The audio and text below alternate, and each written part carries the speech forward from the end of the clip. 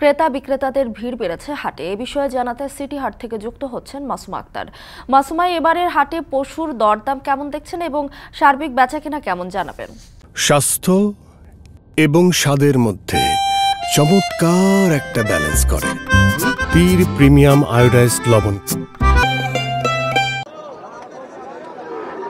মিতু, যেমনটি বলছিলেন, আমি এই মুহূর্তে কিন্তু আছি রাজশাহীর সবচেয়ে বড় যে গবাদি পশুর হাট সিটি হাটে। এখানে কিন্তু সব ধরনের গবাদি পশুই এই হাটটিতে উঠেছে আজকে। যদি বলি, ছাগল, গাড়ল থেকে শুরু করে বিভিন্ন আকারের ছোট বড় সাইজের বিভিন্ন গরু কিন্তু এখানে আমরা দেখতে পাচ্ছি। তবে এই হাটটা কিন্তু সপ্তাহের 2 দিন বসে, অর্থাৎ রোববার এবং বুধবার নাগাদ বসে। তবে আজকের এই বুধবারের হাটটি কিন্তু রোববারের তুলনায় খানিকটা ছোট কিন্তু হয়ে থাকে। আজকে একটু জানিয়ে রাখি, আজকে হাট ঘুরে আমরা যেটি দেখেছি যে এখানে যারা খামারিরা কিন্তু তাদের নিজেদের লালিত পালিত বা যত্নে লালিত যে পশুগুলো তারা কোরবানিকে ঘিরে আসলে তারা লালন পালন করেছেন, সেগুলোই আজকে হাটে তুলেছেন। তারা বলছেন যে অন্যান্য সময়ের তুলনায় গরুর যে কোরবানি উপলক্ষে গরুর যে জমজমাট ভাব, সেটি কিন্তু এখন পর্যন্ত আসলে এই সিটি হাটে জমে ওঠেনি।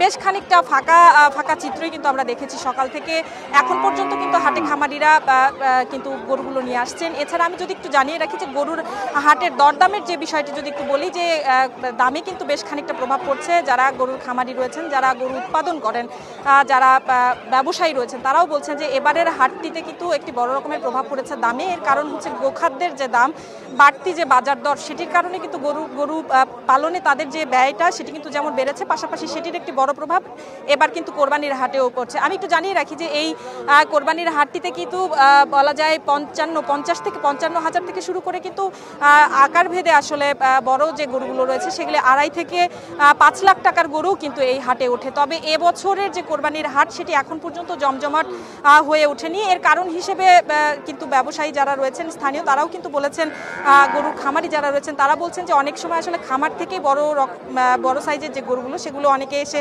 ঘুরে দেখে নিয়ে যান। এই গরমে আসলে কষ্ট করে হাটে এখন অনেকেই আসতে চান না, সেক্ষেত্রে তারা খাবার থেকেই আসলে তাদের পছন্দ মতো ওজনের গরুটি আসলে পছন্দ করে কিনে নিয়ে যাচ্ছেন।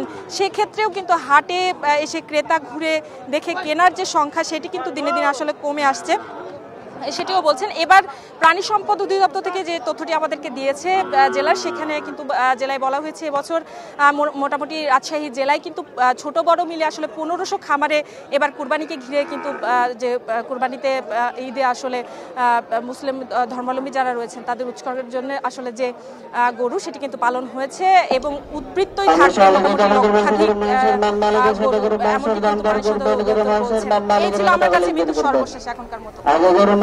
রাজশাহী থেকে পশু বেচাকেনার খবর জানাতে যুক্ত হয়েছিলেন মাসুমা আক্তার। এদিকে পশু খাদ্যের দাম বাড়ে।